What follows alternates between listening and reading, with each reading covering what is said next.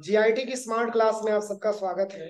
और फंडामेंटल की इस क्लास में आज हम लोग पढ़ेंगे इनपुट डिवाइस के बारे में। पिछली क्लास में भी मैंने आपको इनपुट डिवाइस के बारे में पढ़ाया था और आज की क्लास में भी आपको इनपुट डिवाइस के बारे में समझना है। देखिए, पिछली क्लास में मैंने आपको केवल माउस तक पढ़ाया था ना, बाकी ऑप्शंस के बारे में आज की क्लास में डिस्कस हम करेंगे। इनपुट डिवाइस में मैंने माउस के भी बारे में बताया था, स्कैनर के भी बारे में बताया था। सही है, ठीक।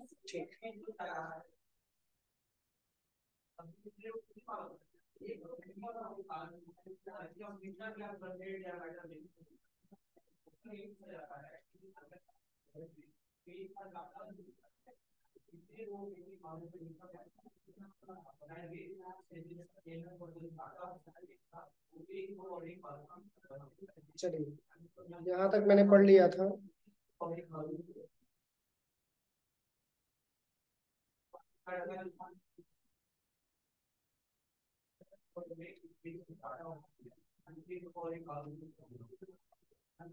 चलिए,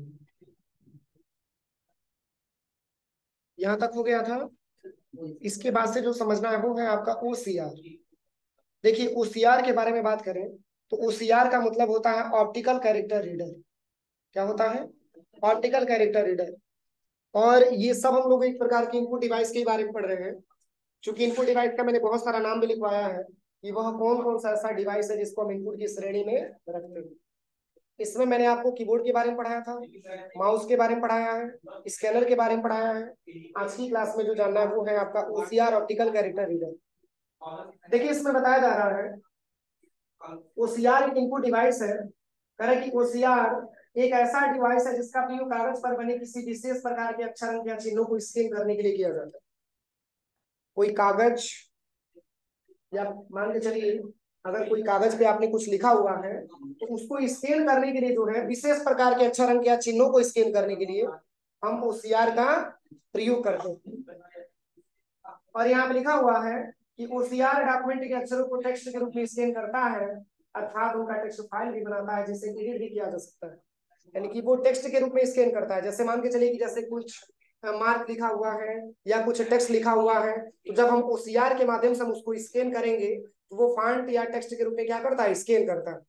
और यहाँ पे कह रहा है कि ओसीआर के द्वारा कंप्यूटर से प्रिंटेड अक्षर और टाइपराइटर से छपे हुए अक्षर कैसे रजिस्टर के अक्षरों को, क्रेडिट कार्ड के अक्षरों को पढ़ा भी जा सकता है। जैसे ओसीआर के माध्यम से अगर हम बात करें तो कह रहा है कि प्रिंटेड अक्षर, टाइपराइटर से छपे हुए अक्षर, जैसे अगर कोई ऐसा अक्षर है जिसको टाइपराइटर से छापा गया है या प्रिंटर से प्रिंट आउट निकाला गया है, या जो कैश वाला जो रजिस्टर है या जो क्रेडिट कार्ड वाला जो अक्षर है, उसको हम आसानी तरीके से पढ़ सकते हैं। और फिर यहाँ पे लिखा हुआ है कि ओसीआर विशेष प्रकार के फॉन्ट वाले अक्षरों को स्कैन करता है। मतलब ये सारे फॉन्ट को स्कैन नहीं करेगा, कुछ स्पेशल फॉन्ट होंगे उसी को स्कैन करने का काम करता है। जैसे मान के चले कि फॉन्ट तो बहुत सारे आते हैं, बहुत सारा फॉन्ट होता है, लेकिन उसमें से भी कोई अगर मेन मेन फॉन्ट होगा उसी को ये क्या करेगा? स्कैन करेगा। और फिर यहाँ पे लिखा हुआ है कि जिन्हें ओसीआर स्टैंडर्ड कहते हैं, जो कंप्यूटर में पहले से स्टोर रहता है। जो कंप्यूटर में क्या होता है? पहले से स्टोर रहता है, संग्रहित रहता है, उसको स्टोर करने की आवश्यकता नहीं होती। और फिर यहाँ पे लिखा हुआ है कि ओसीआर इन कैरेक्टरों को स्कैन करने के लिए सर्वप्रथम डॉक्यूमेंट को बिटमैप इमेज में बदलता है और फिर प्रत्येक अक्षर के बिटमैप की तुलना ओसीआर फॉन्ट से करता है और मैच करने पर उन्हें कैरेक्टर यानी कि अक्षर में बदल देता है। अब चलिए, अब इसके बाद से जो अगला ऑप्शन आता है वो है आपका जो है जॉयस्टिक। क्या है? जॉयस्टिक। अगर हम जॉयस्टिक के बारे में बात करें तो जॉयस्टिक का एक तरीके से अगर देखा जाए तो जॉयस्टिक भी एक प्रकार का इनपुट डिवाइस होता है। क्या होता है? इनपुट डिवाइस होता है। और यहाँ पे बताया जा रहा है कि जॉयस्टिक का प्रयोग अक्सर वीडियो गेमों को नियंत्रित करने के लिए किया जाता है। और फिर कह रहा है और आमतौर पर उसमें एक या अधिक दबाए जाने वाले बटन होते हैं जिनकी स्थिति को कंप्यूटर द्वारा पढ़ा भी जा सकता है या कंप्यूटर को चलाने और वीडियो गेम के खेलने में काम आता है। जैसे कंप्यूटर को हम कैसे ऑपरेट करेंगे, वीडियो गेम कैसे खेलेंगे, तो इसके लिए हम ज्यादातर जॉयस्टिक का इस्तेमाल करते हैं। और फिर यहाँ पे लिखा है चूंकि जॉयस्टिक एक इनपुट डिवाइस है और जॉयस्टिक कंप्यूटर के प्रोग्राम को शुरू करने में मदद करता है।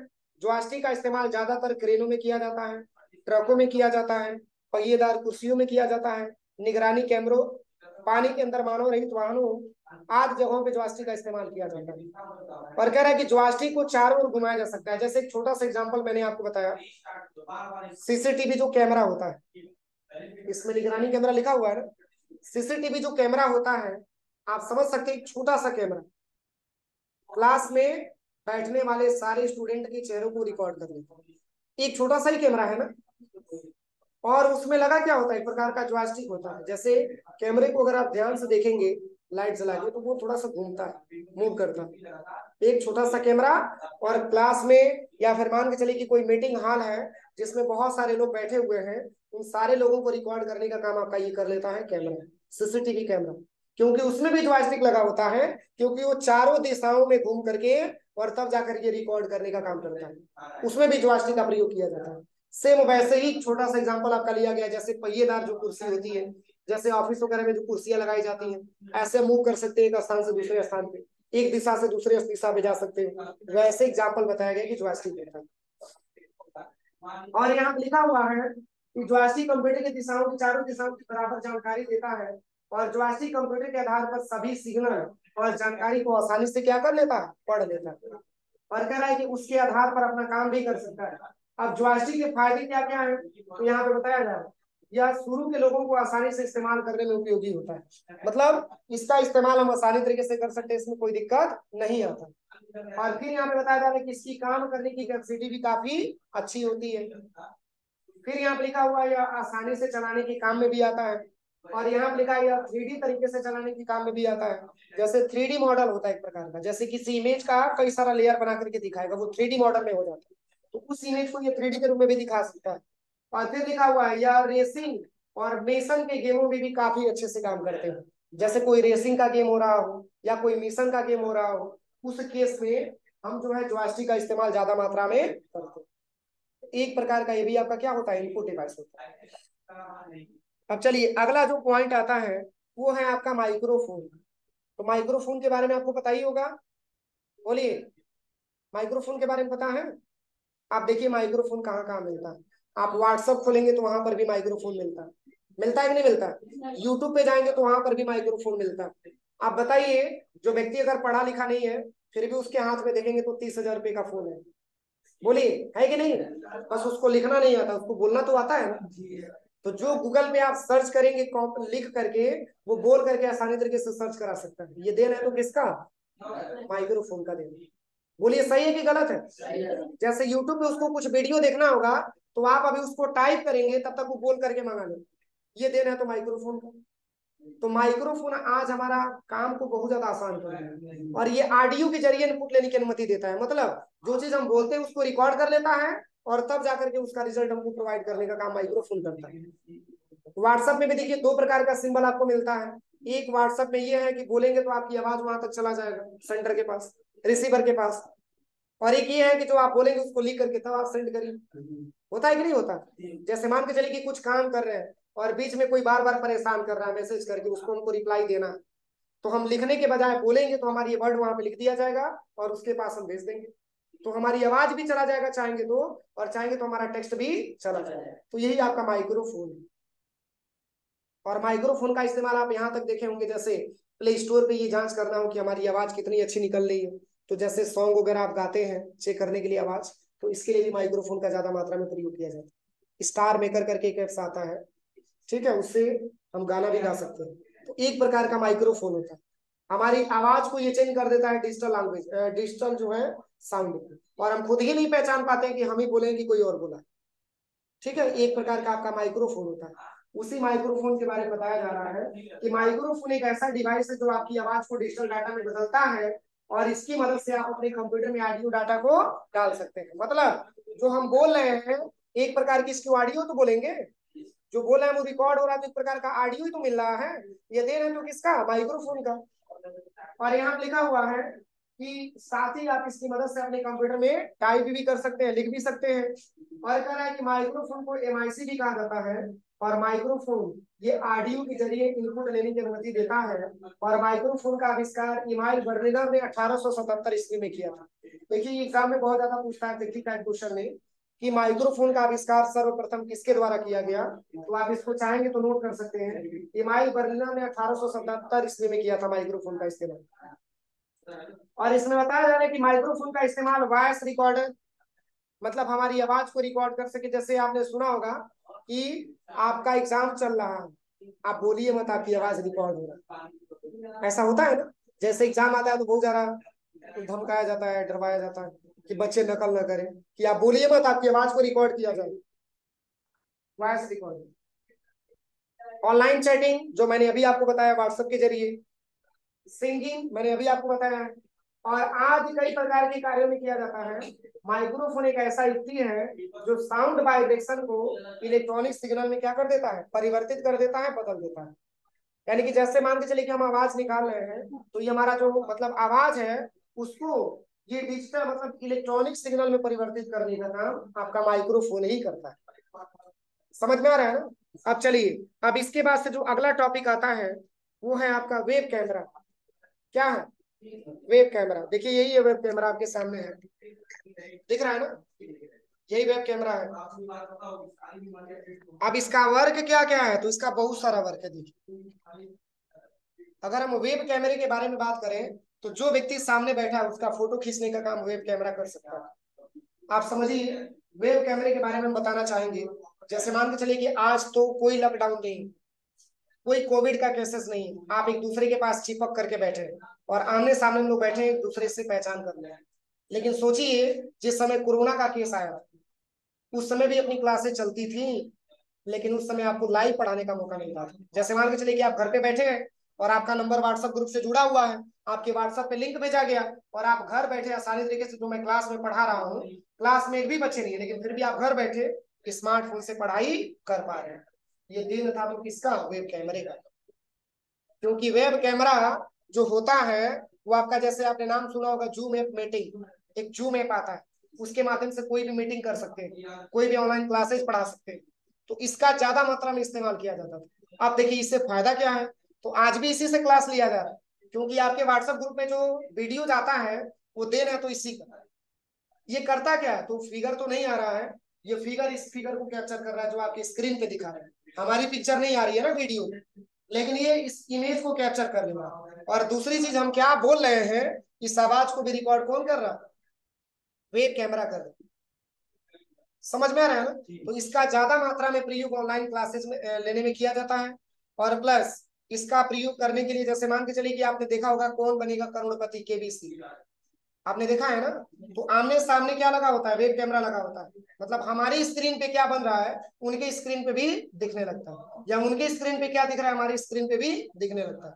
ये आमने सामने जो मतलब ऐसे पूछा जाता है क्वेश्चन वगैरह, उसमें वेब कैमरा का ज्यादा इंपॉर्टेंस होता है। तो देखिए इसमें बताया जा रहा है कि इसका उपयोग मुख्यतः इंटरनेट पर वीडियो चैटिंग करने में किया जाता है, और यह कंप्यूटर पर यूएसबी पोर्ट से जुड़े होते हैं।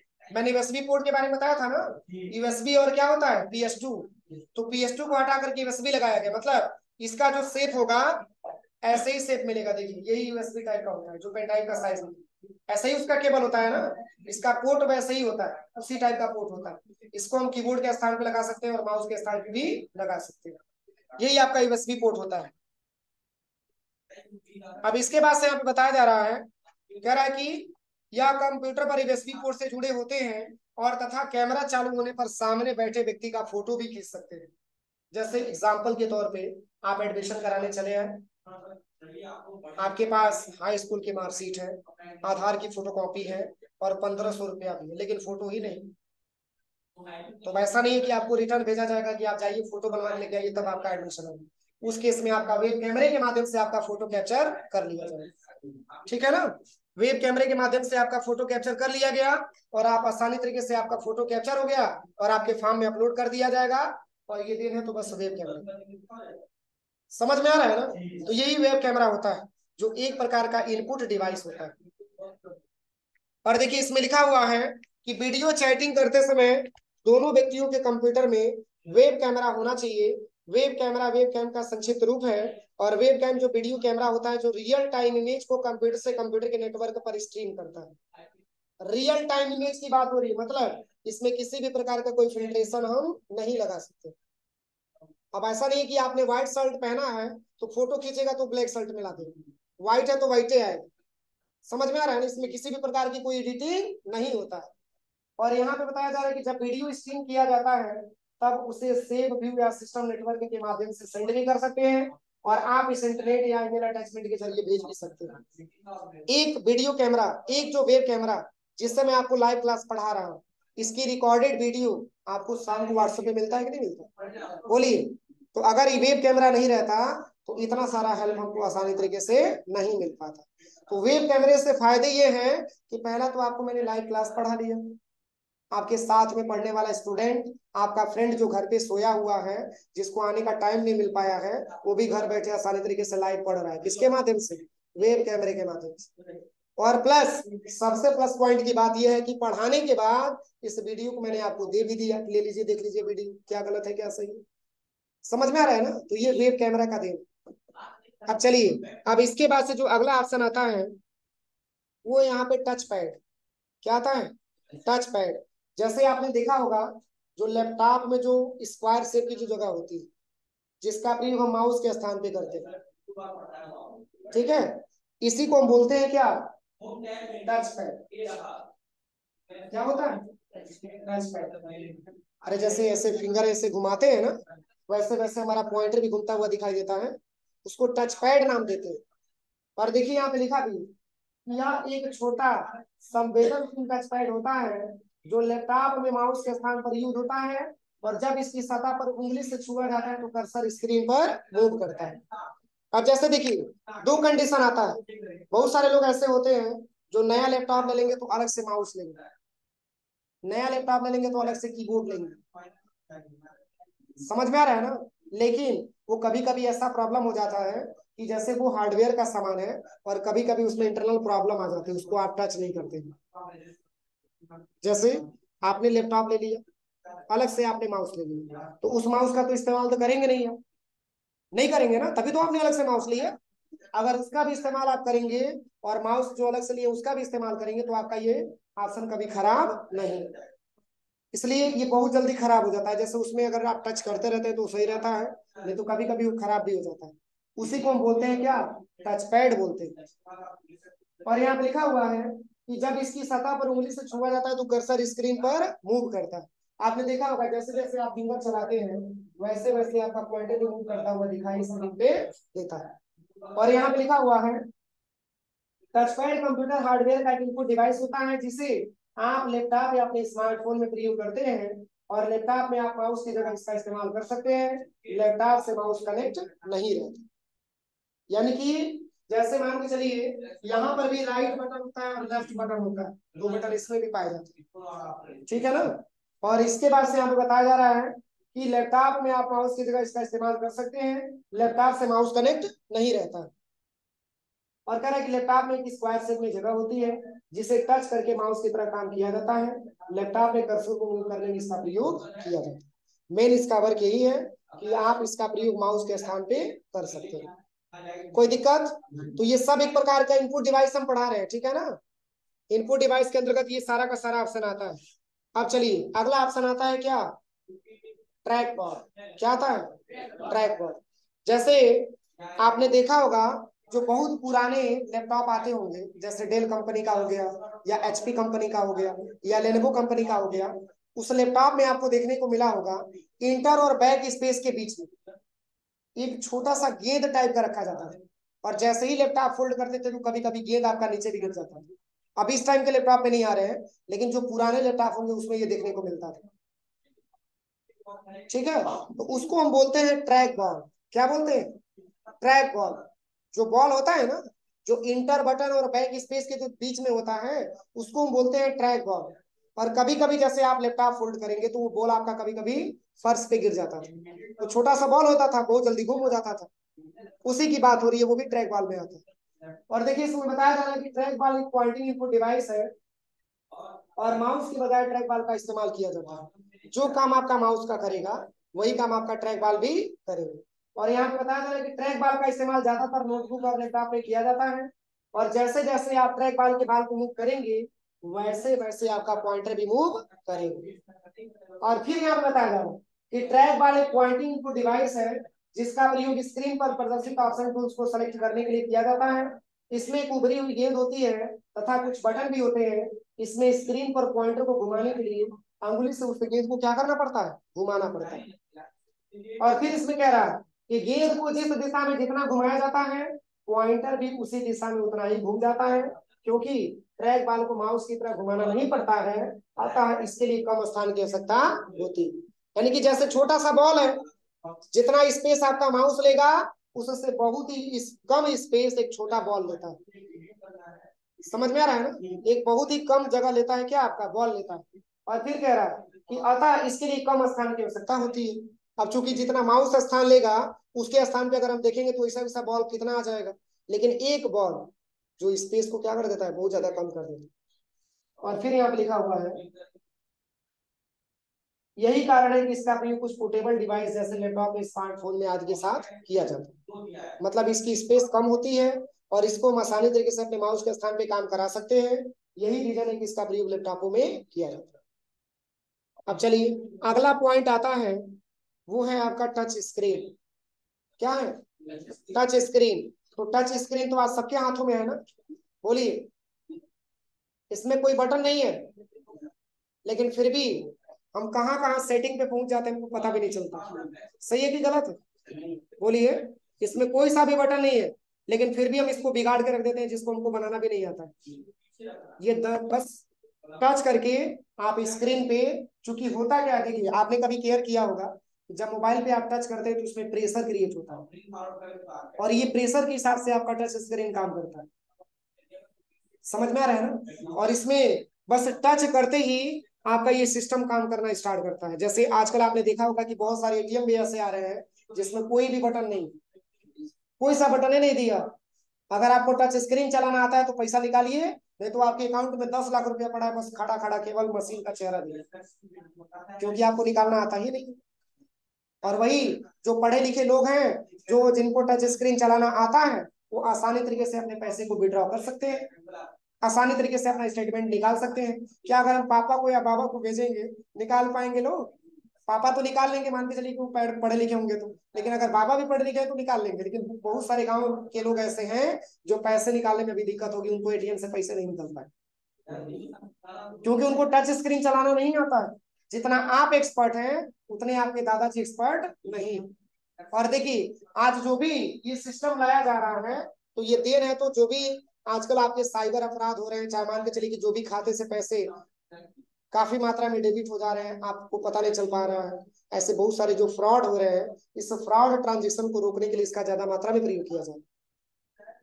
जैसे मान के चलिए कि साइबर वाला है तो उसको पूरी तरीके से पता है कि हमको कैसे पैसे उड़ाना है, लेकिन फिर भी कंपनी अपनी तरफ से सुरक्षा दे रही है ताकि आप आसानी तरीके से अपने सिक्योरिटी के साथ आप काम कर सकें। ठीक है, यहाँ पे लिखा हुआ है, देखिए कह रहे हैं कि टच स्क्रीन वह स्क्रीन होती है जिसके छूने से वह काम करने लग जाए, यानी जिसमें किसी काम को करने के लिए बटन को दबाने के बजाय उसकी सतह को छूने मात्र से ही माउस की पॉइंटर की क्लिक की तरह से काम कर सके, उसे टच स्क्रीन कहते हैं। और कह रहा है कि टच स्क्रीन एक इनपुट डिवाइस है जिसमें यूजर कंप्यूटर के साथ इंटरेक्ट करने के लिए कंप्यूटर स्क्रीन पर अवेलेबल पिक्चर और वर्ड्स को टच करता है, जिससे उस जगह पर प्रेशर क्रिएट होता है। जैसे मान के चलिए यहाँ पे लिखा है इंटरेक्ट का मतलब होता है जोड़ना। कह रहा है कि कंप्यूटर स्क्रीन पर अवेलेबल पिक्चर, कोई पिक्चर हमको ओपन करना होता है तो धीरे से टच करते हैं तो पिक्चर हमारे सामने ओपन हो जाता है। और फिर कह रहा है कि अगर किसी वर्ड को ओपन करते हैं, किसी वर्ड को टच करते हैं, किसी लिंक को टच करते हैं तो उससे संबंधित दूसरा पेज खुल जाता है। तो वो भी प्रेशर के हिसाब से, अगर वही प्रेशर तेज हो जाता है तो आपने देखा होगा कि मोबाइल की स्क्रीन ही खराब हो जाती है। आपको दबाना है धीरे से, आपने दबा दिया तेज, गया काम से, 1500-2000 रुपया लगेगा तभी तो बनेगा। तो ये प्रेशर के हिसाब से काम करता है, जिस हिसाब से प्रेशर देंगे उसके हिसाब से। और कह रहा है कि कंप्यूटर पर टच स्क्रीन उस प्रेशर के हिसाब से काम करती है, और टच स्क्रीन का इस्तेमाल अपने दैनिक जीवन में करते हैं, जिसमें स्मार्टफोन पहले ऑप्शन पे दिया, क्योंकि जिंदगी का अहम हिस्सा बन चुका है। क्यों? ब्रश कर रहे हैं मोबाइल चला रहे हैं, खाना खा रहे हैं मोबाइल चला रहे हैं, क्यों? टॉयलेट में बैठे मोबाइल चला रहे हैं। मैं कुछ गलत नहीं कह रहा हूँ। तो देखिए इससे, ये आजकल देखिए बहुत सारे ऐसे लोग हैं जो मोबाइल को हर वक्त यूज कर रहे हैं, लेकिन इसका भी एक टाइम होना चाहिए, एक टाइम ड्यूरेशन होना चाहिए कि किस समय हमको मोबाइल का प्रयोग करना है। हर जगह आप देखिए मोबाइल का प्रयोग कर, और आप देखिए, जैसे जो बैनर पोस्टर जो दीवार पे लगवाया जा रहा है, उस पे लोगों का ध्यान कम जा रहा है, सोशल मीडिया पे ज्यादा ध्यान जा रहा है। जैसे फेसबुक हो गया, इंस्टाग्राम हो गया, व्हाट्सअप हो गया, इस पे लोग ज्यादा लगे हुए हैं। क्यों? क्योंकि इसके बिना जीवन संभव नहीं है। सही है कि गलत है? बोलिए।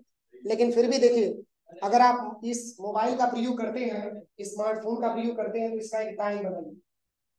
क्योंकि टाइम नहीं बनाएंगे, अगर टाइम नहीं बनाएंगे तो समझिए कि आपके लाइफ के साथ बहुत दिक्कत होगी। क्योंकि आज मजा आ रहा है चलाने में ना, लेकिन कल की डेट में वही टाइम के लिए आप तरसेंगे कि काश वो टाइम हमारे पास अवेलेबल होता, क्योंकि वो टाइम निकल जाएगा तो फिर रिटर्न नहीं है। इसलिए इसकी भी टाइम टेबल होनी चाहिए। जिस तरीके से मान के चलिए कि अगर हमको खाने का टाइम है, सोने का टाइम है, या कहीं यात्रा पे जाना है तो उसका टाइम है, इसी तरीके से हमारे मोबाइल का भी एक टाइम ड्यूरेशन होना चाहिए कि कैश कितने बजे से लेके कितने बजे तक हमको मोबाइल टच करना है। ठीक है ना? क्योंकि आजकल अगर देखा जाए तो सारे लोगों के कामों में बाधा मेन अगर देखा जाए तो वो आपका मोबाइल ही है और कुछ नहीं। मोबाइल पे आप बिजी हो जाते हैं। जैसे एक व्हाट्सएप पे मैसेज आया हेलो, आपने इधर से हेलो भेजा या हाय भेजा, उसके बाद से पुनः आ गया क्या कर रहे हैं, तो बस बैठे हैं। उसके बाद से क्या हाल है, तो ठीक है। अब बढ़ता जाएगा, कब आपका 2 घंटा निकल जाएगा कोई नहीं जानता। समझ में आ रहा है ना? कब आपका 2 घंटा खत्म हो जाएगा कोई नहीं जानता है। लेकिन आप पढ़ने बैठे हैं, मोबाइल आपके हाथ में है, लग गया। इसलिए बहुत दूरी बना करके रखिए आप उससे। ठीक है? ऐसा नहीं है कि मैं कह रहा हूँ कि बिल्कुल आप छोड़ ही दीजिए, चलाइए, लेकिन एक टाइम के हिसाब से, एक टाइम के हिसाब से चलाएंगे।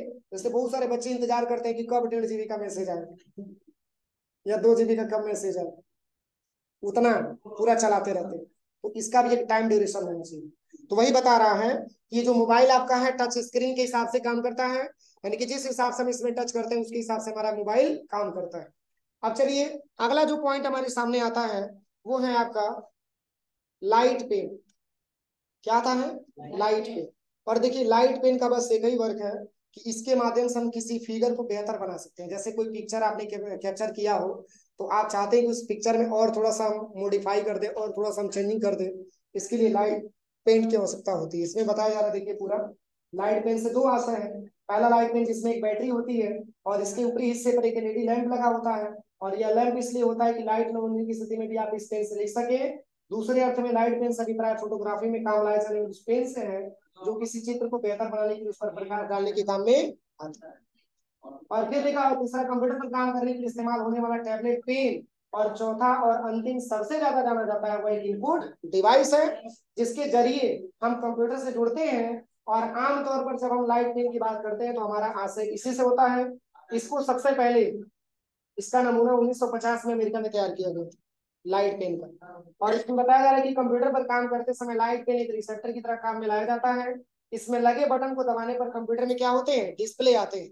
और कह रहा है कि हमारा कंप्यूटर काम करता है और यह स्क्रीन पर पिक्सल बनाता है जिसमें लगी इलेक्ट्रॉनिक डिवाइस की स्क्रीन से लाइट तैयार करती है। मतलब इसका मेन वर्किंग यही है कि अगर कोई पिक्चर आपने कैप्चर कर लिया, उसमें विशेष प्रकार की कोई आपको एडिटिंग करना हो, उस पर प्रकाश वगैरह डालना हो, तो इसके लिए लाइट पेन की रिक्वायरमेंट आती है। अब चलिए, अगला जो आता है वो है आपका यहाँ पे बीसीआर। बोलिए, बीसीआर का मतलब क्या होता है? बीसीआर, जीसीआर नहीं है, बीसीआर। बीसीआर का मतलब होता है बार कोड रीडर। जैसे आप मॉल में जाते हैं सामान लेने ना, तो मॉल में सामान लेने जाते हैं, आपने कोई प्रोडक्ट उठाया, उस प्रोडक्ट का रेट आपको पूछना नहीं होता है। जैसे ही प्रोडक्ट उठाते हैं, अगर दाम अच्छा है तो ले लेते हैं, अगर दाम अच्छा नहीं है तो उसी को रख देते हैं। कैश काउंटर पे लेके आते हैं तो बस वही बार कोड लगा रहता है, उसको स्कैन करता है और फटाक से आपकी छुट्टी कर देता है। उसको हम बीसीआर बोलते हैं। इसको बार कोड रीडर के नाम से जाना जाता है। और आज अगर देखा जाए तो सारी कंपनियां अपनी प्रोडक्ट को मतलब सिक्योर करने के लिए कि हमारी प्रोडक्ट का नकल कोई दूसरी कंपनी न कर पावे, इसलिए सारी कंपनियां अपनी अपनी कंपनी का एक बारकोड तैयार करती है। इस बारकोड के जरिए आप उसको स्कैन करेंगे तो ये पता चलेगा कि हमारी कंपनी का प्रोडक्ट क्या है, उसका वैल्यू क्या है, पूरा का पूरा उसमें डिटेल में रखा जाता है। ठीक है ना? आप खुद केयर करिएगा। अगर रियलमी का फोन है और ओप्पो कंपनी का फोन है, या रियलमी का कंपनी का फोन है और लावा कंपनी का फोन है, ये दोनों का बारकोड रीडर, बारकोड जो होगा वो मैच नहीं करेगा, क्योंकि वो अलग कंपनी है और ये अलग कंपनी। सारी कंपनियां अपनी सुरक्षा की दृष्टि से सब कंपनियां अपनी बारकोड अलग अलग बनाती है ताकि हमारी कंपनी का नकल कोई दूसरा न कर पाए। अगर नकल करता भी है तो भी बारकोड अगर लगा देगा तो पहचान में आ जाएगा। समझ में आ रहा है ना? तो ये होता है आपका बारकोड। सारे प्रोडक्ट का आप देखिए, ऑनलाइन सामान खरीदिए उस पर भी बारकोड लिखा हुआ आ रहा है, उस पर भी बारकोड आपको मिल रहा है। हर कंपनियां अपनी अपनी बारकोड बना रही है, ये सुरक्षा की दृष्टि से कि हमारा नकल कोई दूसरा ना कर पाए। और देखिए, ये जो अगर टाइम देखा जाए तो अपनी जो कंडीशन है इसमें नकल करने में लोग आगे, ये नहीं सोच रहे कि हम कुछ अपना करके कुछ अलग बनाए, नहीं, कोई दूसरा बना दिया उसका नकल करके आप बना सकते। तो वो सुरक्षा की दृष्टि से सारी कंपनियां बारकोड का इस्तेमाल करती है। यहाँ पे लिखा भी है कि बारकोड रीडर एक विशेष प्रकार की इनपुट डिवाइस होती है और यह बारकोड को स्कैन करके उससे प्राप्त डेटा का इनपुट आपके कंप्यूटर में लेके जाती है और यह डिवाइस बारकोड को पढ़ने के काम में आती है। और बारकोड एक विशेष प्रकार का कोड होता है जिसमें पतली और मोटी लाइनों की क्या होती है, एक सीरीज होती है। और कह रहा है कि उसे बार कहा जाता है और इसकी जो कोडिंग होती है उसको कोड कहा जाता है। जैसे ऐसे ही बारकोड बना रहता है ना, बस उसको स्कैन करते हैं, उसका पूरा डेटा आपके कंप्यूटर में फीड हो जाता है। ठीक है, अब चलिए इसके बाद से अगला आता है ओएमआर। ओएमआर के बारे में पता ही होगा आप लोगों को।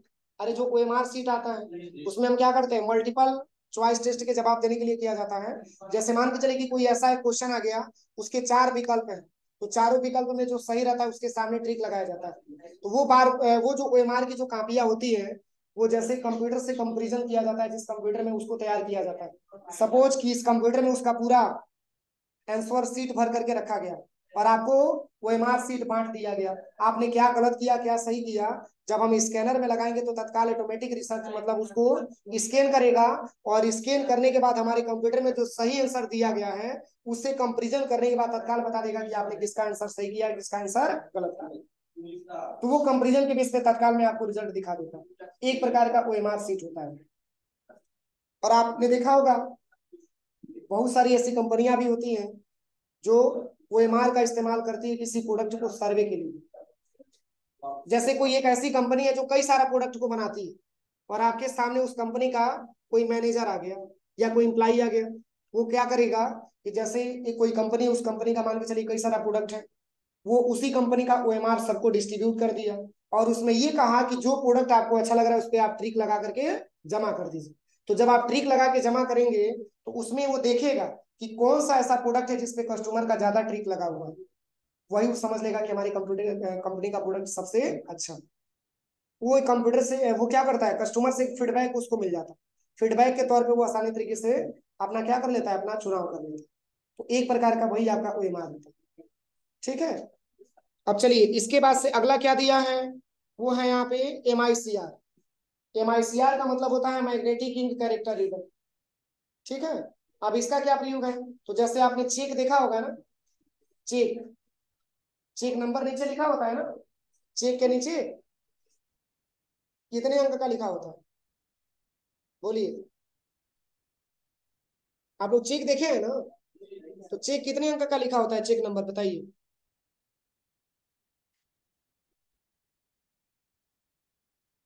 देखिए चेक नंबर 6 अंक का होता है। कितने अंक का होता है, 6 नंबर का होता है। ठीक है, अगर एक नंबर से भी अगर आपका चेक नंबर स्टार्ट हो रहा है तो 5 गो 0 होगा तो लास्ट में 1 हो जाएगा। समझ में आ रहा है ना? चेक नंबर आपका 6 अंक का होता है और चेक नंबर के जस्ट बगल में ये 9 अंक का एमआईसीआर कोड भी दिया रहता है। ये देखिए एमआईसीआर कोड लिखा हुआ है और इसी एमआईसीआर कोड को पढ़ने के लिए बैंकों में एमआईसीआर यानी कि मैग्नेटिक इंक कैरेक्टर रीडर का प्रयोग किया जाता है। अगर जिस चेक पर अगर ये 9 अंक का एमआईसीआर कोड नहीं लिखा हुआ है तो आप ये समझिए कि वो चेक आपका सही नहीं है, पूरी तरीके से फर्जी है। और बैंक में इसका बहुत ज्यादा कुछ काम नहीं है, बस केवल चेक को चेक करने के लिए एमआईसीआर मशीन का इस्तेमाल बैंकों में किया जाता है, इसी मशीन का इस्तेमाल, बस वो केवल ये जांच करता है कि चेक हमारा सही है कि गलत है। समझ में आ रहा है ना, बस उसी की जांच करने के लिए। देखिए इसमें लिखा भी है कि एमआईसीआर एक कैरेक्टर रिकॉग्निशन तकनीक पर आधारित चेक को प्रोसेस करने वाली डिवाइस होती है और इसमें स्कैनर लगा होता है जो कि चेक पर printed magnetic ink character code को पढ़ लेता है और एमआईसीआर एनकोडिंग को एमआईसीआर लाइन भी कहा जाता है और यह चेक के निचले हिस्से में होती है। और कह रहा है कि बैंकों द्वारा इस एमआईसीआर कोड का उपयोग चेक को पास करने में किया जाता है। एमआईसीआर कोड के जरिए चेक की सुरक्षा क्या हो जाती है, बढ़ जाती है। और कह रहा है कि एमआईसीआर कोड को पढ़ने के लिए एमआईसीआर रीडर का इस्तेमाल किया जाता है। मेन इसका इस्तेमाल यही है कि MICR कोड को पढ़ने के लिए इसका ज्यादा मात्रा में प्रयोग किया जाता है। अब चलिए अगला क्या आता है,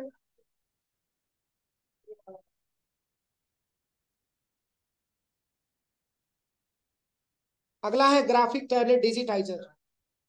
क्या है, ग्राफिक टैबलेट डिजिटाइजर। देखिए यही ग्राफिक टैबलेट होता है। जैसे मान के चलिए अगर हम लाइव क्लास आपको पढ़ा रहे हैं तो बार बार अगर हम जा करके बोर्ड पे लिखेंगे तो उसमें डिस्टर्बिंग होगा, और जब इससे डिस्टेंस बनेगा तो हमारी आवाज क्लियर नहीं हो पाएगी।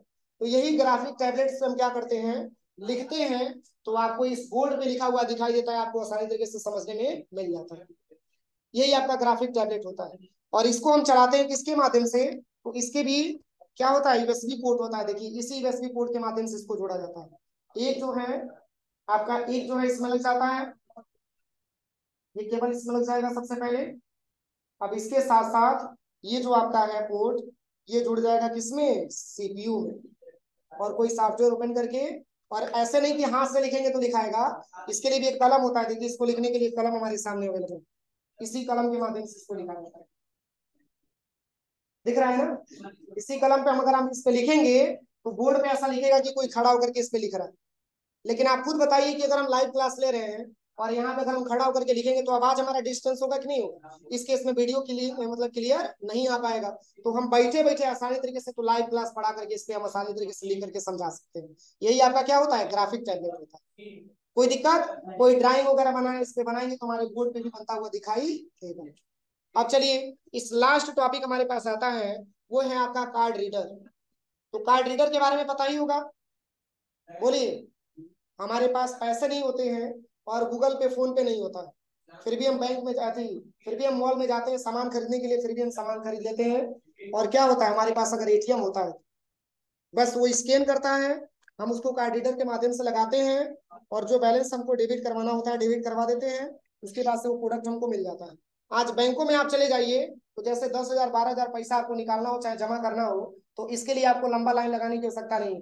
आप एटीएम कार्ड लेके जाइए और कार्ड रीडर के माध्यम से आसानी तरीके से आप अपने खाते से पैसे डेबिट करवाइए या खाते में पैसे अपना क्रेडिट करवाइए। तो ये आपका कार्ड रीडर होता है।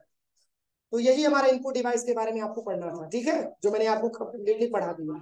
ये इनपुट डिवाइस आज की क्लास में खत्म हो गया। कोई दिक्कत किसी को, ये मैंने पूरे ऑप्शंस के बारे में बता दिया, मैंने सारा ऑप्शंस एक एक मैंने बता दिया।